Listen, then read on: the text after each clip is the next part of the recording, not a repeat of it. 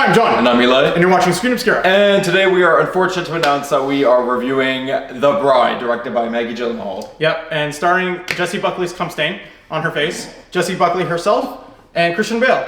Peter Sarsgaard also made an appearance in this movie, and Julianne Hough apparently.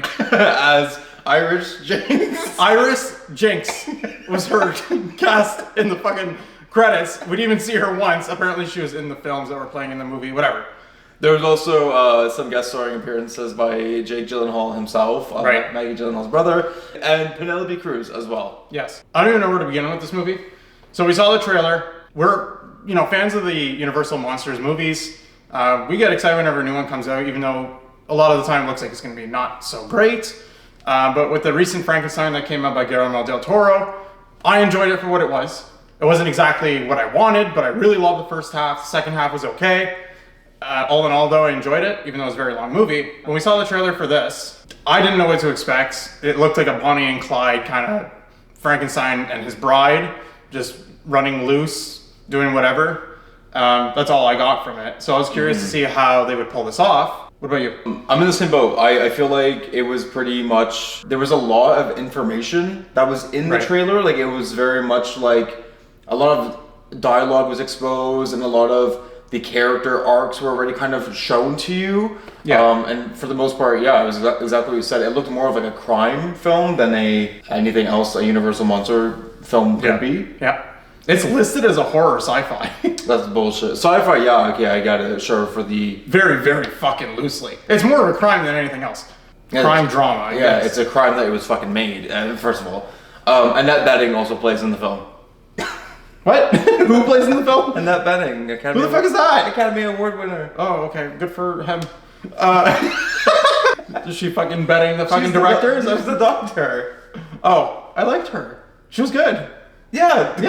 She was the best character in the movie. She has 5 lines. So the plot of this movie is Frankenstein is lonely, and it takes place in 1930s Chicago. At least it starts there.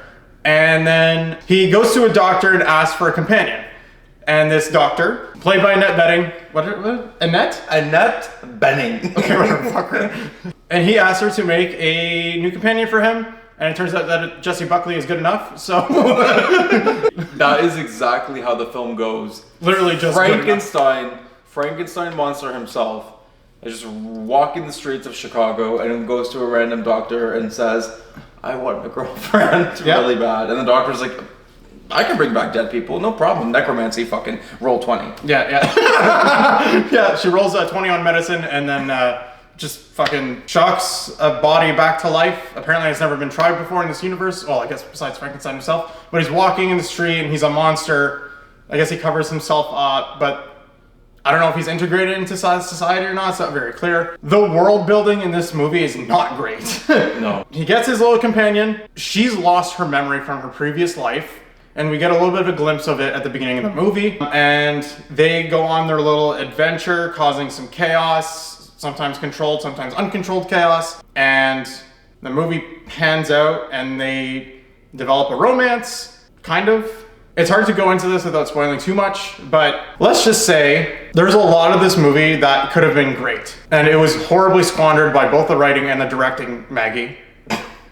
I was asking myself who wrote this movie throughout the entire movie, and when I saw at the end that it was written and directed by Maggie, I was like, ooh, don't do it ever again. Just to preface, Ever. Maggie Gyllenhaal this has kind of been like her press touring promo for this film when she's been campaigning, talking about it.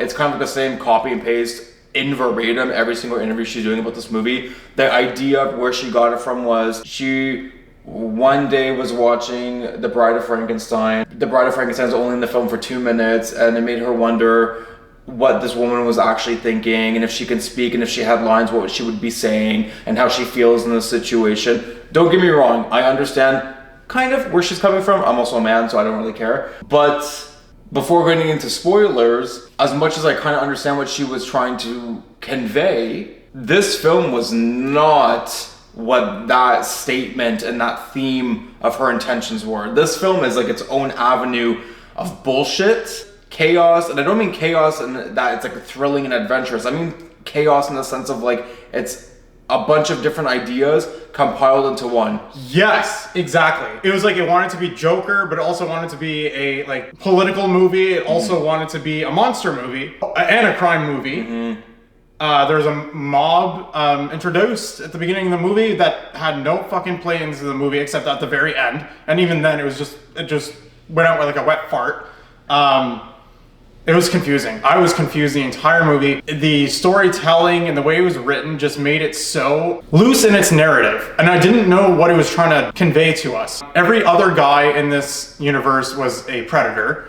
And like, okay, that's fine. If you want to tell that story, go right ahead. But then at the same time, the bride herself is saying things that are just as like predatory. There's a side of her that wants to be a monster or whatever, and then she represses it, and then she does it, and then she lets it go, and that's the moments of triumph. And it's just like, I don't know what you're trying to say. And then where it goes with the end of the movie, without spoiling anything, it just amounts to nothing of consequence yet again. In like these movies that have been coming out this year, it's like everything that has maybe a good lead up just leads to nothing. And if they just stuck with like a crime sort of thriller with a monster component to it, I thought this could have been pretty cool, but it got muddled in its own messages and its own agenda and its own pretentiousness. Yeah, kind of like we spoke about this before going into it. We had this strong feeling that it's going to start off really, really good and then kind of down trail. I actually found it started off very weak. Yes, I thought it started off agree. Very weak. Near the maybe like a quarter way through, it was starting to pick up pace a little bit. Halfway through, I was like, it's kind of the same as a quarter. We're gonna just keep going, and then it just started losing me. And it just started dragging on, and it got to a point where it was like, where is this story going? Where is the plot direction? Because I was not expecting any twists. I was not expecting any huge climactic spikes. I wasn't expecting anything like that, and we didn't get that either. The entire film was like this. There was moments of and then a couple nipples. A couple nipples. There's a couple bumps where I was like, no, I meant like actual nipples in the movie. Oh yeah, there actually was. Before diving into spoilers and before we really start dissecting things, what do you say is your rating score for this shit film? Be honest now. I want to give it points for it trying to do something original, but the execution was just awful. It just was. And there wasn't really anything super cinematic about it either in terms of like technical aspects to the movie. I didn't think there was anything super intriguing or at least some interesting shots. Like Wuthering Heights, for all the shit that we gave it, it was a beautiful looking movie.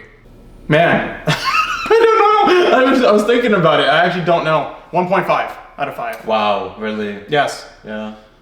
There was nothing to this movie. I walked away from it completely forgetting about it, other than the fact that I was confused the entire movie. And it's not because I wasn't following along. I was following along. It was just the messaging and the narrative was so goddamn up its own ass that I couldn't make out what the fuck it was trying to do. It was kind of swimming in a pool of its own jumbled ideas, and everyone involved in the mess couldn't find a way out of the puddle, so they just kept swimming. Like it was just really odd. I give this film a 2. I was on the fence. I was like, do I give it 2.5? Not that that's any much better. I feel like if I want to watch fucking The Bride for Leah Dur, I'd put on Joker. And if I wanted to watch something that was actually thrilling and had sci-fi elements, I would put on fucking Metropolis from the 20s, or I'd put on an actual Universal Monsters classic. There was so much potential. And I feel like it wasn't that hard to fuck up, and it was so fucked up. Like it was poorly done. It was so poorly done. No, it was so far up its own ass. The only points that I'm going to give it for is the acting. I actually do think Jessie Buckley was pretty good. Oh, I agree with that. She had great moments. She really did. But it was very distracting with the design of her character. I don't know why they did that, man. Like, what the fuck? I think the design of her character was based on that she wasn't supposed to be conventionally attractive. I think that was a huge point. So they fucking put cum on her face? I didn't really like Christian Bale's design either. I liked the scarring and the kind of realistic look of like the infected wounds. I like that on him. His face though, like what was his Owen Wilson nose? Yeah. And he just walking. It was like Yeah, and he's just walking around like looking like shit and horny. But then when sex is in front of him, he's like, I'm not interested. Yeah, sex is offered to him at some point, and then he's just like, no. But anyways, speaking of swimming in a pool of your own shitty ideas, 3, 2, 1, spoilers. The way this film starts. Oh my god, yes. The film starts with Jessie Buckley not only playing her character Ida, but she's also playing Mary Shelley, the creator of Frankenstein. The author of the book Frankenstein. Yeah. Full different makeup, different set, black and white narration. Right. And I wasn't sure what they were trying. I don't know if it was trying to be like a Twilight Zone, or even Kenneth Branagh's Hamlet, like how it's like it's about to begin, it's explaining to you like what this tale is going to be about and how that goes. And instead, it literally starts off with, in 1820, Mary Shelley wrote Frankenstein on a dare. Yeah. And then it just cuts to Mary Shelley being like, I wrote Frankenstein, ain't it, blah, blah. And it's just Amy Winehouse on TV. I don't know why they made Mary Shelley from fucking East Camden in London. Smoker in a rock band. She looked like fucking Mary Shaw from Dead Silence. Yeah, so that was the introduction, which I thought was really corny and stupid. But then you realize this tale and this kind of narration and voice is also like a split half of Ida's character. Right. So it's like alluded that she has like some sort of like split personality or like schizophrenia or something. I think it's supposed to be like a voice that's in her head that's personified as Mary Shelley to let her voice out as the monster. That's what it was trying to do. But this is like pre-becoming the bride. Yes, this is while she's just a hooker. Right. Yeah, she was involved with the mob, and then she was too loud for them, so they killed her. And then, so Frankenstein finds this doctor who I guess he had a past with, as we find out at the end of the movie, and he convinces her to revive Jessie Buckley. They just went to the graveyard and looked for any body they can find, and then they revealed her as she was on the table, and he was like, yep, good enough. And then they just zapped her back to life. And then throughout the movie, she is convinced that Frankenstein is her husband, because he insists that she's like his bride. Then they go to a nightclub, and then they dance, and then she gets hit on, and then she gets assaulted, and then he beats the guys up. And then it's like rinse and repeat that in the entire movie. Where she's just in a shitty situation by all men in every facet of society. I get the point that it's trying to make, and it's cool. Okay, so like if you want to take that angle, fine. Have Frankenstein be the protector, cool. I'm fine with that, because it's men that have to deal with the bad men, so to speak. But they didn't really go there with that, and it was like Jessie Buckley's character was just there to get Frankenstein in trouble all the time. And like she's screaming and yelling, letting her monster out. That, but also her monster being let out was also suppressing his monster, but then letting his out at the same time while hers was being suppressed. It was like a back and forth ping pong match. And it is exactly what you said. It's like they're dancing to, for some reason, by the way, 80s new wave and image and glam rock is like a thing in 30s Chicago. Everyone has a car too in the Great Depression. Yeah, everyone has a car and everyone is listening to Yazoo in Chicago. And dancing and singing, he protects her from some fucked up thing. She starts having weird voices in her head, outbursts, and then they drive to another city. Yeah. That happened 4 different times in the whole film while Penelope Cruz is smoking. Yeah, and Penelope Cruz and Peter Sarsgaard are detectives who are following them for an undisclosed reason. Oh, they're monsters. They caused some shit in Chicago. Now they have to follow them cross-country road trip. Was a psycho killer. They were able, for some reason, to drive from Illinois to New York within 2 hours. Yeah. And then drive to Niagara Falls within 30 minutes. Yeah. It was just a mess. Like everything about it was a mess. It was stupid. And it just made no fucking sense. There was no direction. It didn't go. There was no direction. So okay, the end of the movie. They're at their final spot. They're at a drive-in movie. They go to all these theaters in these cities. That's kind of Frankenstein's thing. He really appreciates cinema and film and blah blah blah blah blah. And Jake Gyllenhaal is a star in these films, and he finds him at one point in New York, and she caused a fucking scene, they both cause a scene. Anyway, that's not even relevant to the plot. I don't even know why any of that happened. But at the end of the movie, he declares his love for her. She finds out her real identity. Blah blah blah blah blah. It doesn't really amount to anything other than the cops, the detectives, and the mob finally coming back and converging and killing Frankenstein. And then she's like, oh, I gotta get him back to Chicago. And then she drives from Niagara to Chicago in 5 minutes. Literally. And, doctor, revive him. Oh, okay. And then, the cops and everyone converge again at this. And then they kill her. And then they get revived. So, like, can anyone die in this universe? No. This is just proof the same way that anyone without talent can make an album or a song. Anyone without that much talent, but besides sexualizing themselves in Secretary with James Spader in 2002, can make The Bride. It was just garbage. It was garbage. And I don't really want to ever watch a film directed by someone who puts Monster Mash as the end credits to their fucking film. Ever again. I'm John.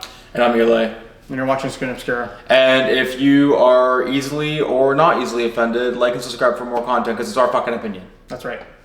And fuck you, Maggie Gyllenhaal.